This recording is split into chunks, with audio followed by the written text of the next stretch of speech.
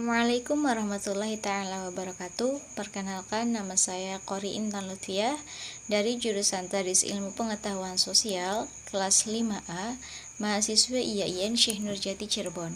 Di sini saya akan menjelaskan bagaimana globalisasi dan strategi mempertahankan dan memperkuat nilai-nilai budaya yang ada di Indonesia. Berikut saya akan jelaskan mengenai pengertian dari globalisasi.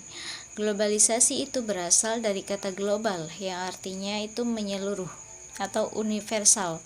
Globalisasi merupakan suatu proses antar individu, antar kelompok, antar negara yang saling berinteraksi, bergantung, dan saling mempengaruhi satu sama lain dengan batas-batas negara.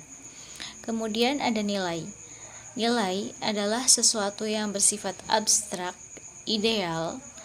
Nilai bukan benda konkret atau bukan fakta, tidak hanya persoalan benar dan salah yang menurut pembuktian empirik, melainkan sosial penghayatan yang dihendaki, disenangi, dan tidak disenangi.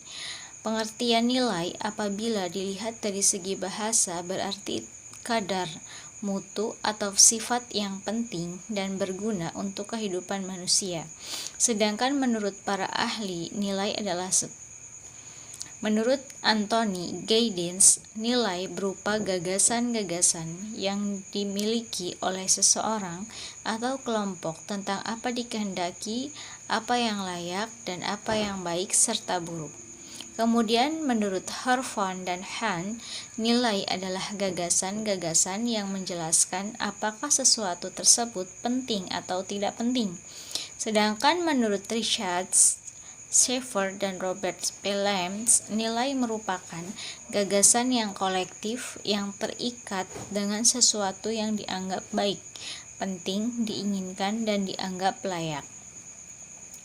Kemudian faktor penyebab munculnya globalisasi itu sendiri yaitu salah satunya majunya iptek yang mempermudah dalam hal pengiriman barang ke luar negeri, berkembangnya iptek yang mempunyai peran dalam menjamin kemudahan dan berinteraksi ekonomi ke luar negeri. Kemudian adanya kerjasama dalam bidang ekonomi internasional yang semakin mempermudah terjadinya kesepakatan-kesepakatan antar negara yang menjalin munculnya era globalisasi tidak terlepas dari upaya manusia untuk melakukan perubahan di berbagai bidang kehidupan guna meningkatkan kesejahteraan bersama. Ada faktor penyebab munculnya globalisasi, itu ada dua faktor. Yang pertama faktor ekstern dan faktor intern. Faktor ekstern sendiri itu faktor yang berasal dari luar negeri dan perkembangan dunia. Faktor tersebut antara lain perkembangan ilmu pengetahuan dan teknologi, penemuan sarana komunikasi yang semakin canggih, adanya kesepakatan internasional tentang pasar bebas, modernisasi atau pembaruan di berbagai bidang yang dilakukan negara-negara di dunia mempengaruhi negara lain untuk mengadopsi atau meniru hal yang sama.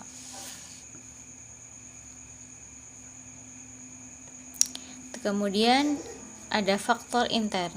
Faktor intern adalah faktor globalisasi yang berasal dari dalam negeri, antara lain ketergantungan sebuah negara terhadap negara-negara lain di dunia, kebebasan pers, berkembangnya transparansi dan demokrasi pemerintahan, munculnya berbagai lembaga politik dan lembaga awadia masyarakat, berkembangnya cara berpikir dan semakin majunya pendidikan masyarakat. Kemudian pengaruh globalisasi dalam bidang kebudayaan, yaitu semakin meluasnya masyarakat meniru budaya barat seperti McDonald's, Valentine Days from Snake, semakin meningkatnya kaum kapitalis dalam masyarakat, semakin bertambahnya masyarakat yang mengenakan pakaian seperti masyarakat barat, pengaruh globalisasi dalam bidang ilmu pengetahuan sosial dan teknologi. Kemudian kita ada dampak globalisasi di Indonesia. Dampak negatifnya itu perubahan tata nilai dan sikap pada diri seseorang, berkembangnya ilmu pengetahuan dan teknologi, tingkat kehidupan yang lebih baik, globalisasi bidang hukum, pertahanan, dan keamanan. Kemudian dampak negatifnya itu pola hidup konsumtif, sikap individualistik, kesenjangan sosial, gaya hidup kebarat-baratan. Kemudian strategi mempertahankan dan memperkuat nilai-nilai budaya Indonesia sendiri itu ya antara lain pembangunan jati diri bangsa. Jati diri bangsa ini harus diantisipasi dengan pembangunan budaya yang berkarakter penguatan jati diri dan kearifan lokal yang dijadikan sebagai dasar pijakan dalam penyusunan strategi melestarikan dan mengembangkan budaya. Kemudian ada pemahaman falsafah budaya. Pemahaman falsafah budaya ini meningkatkan kualitas pendidik dan pemangku budaya secara berkelanjutan, yang merupakan sebuah langkah penting untuk dilakukan.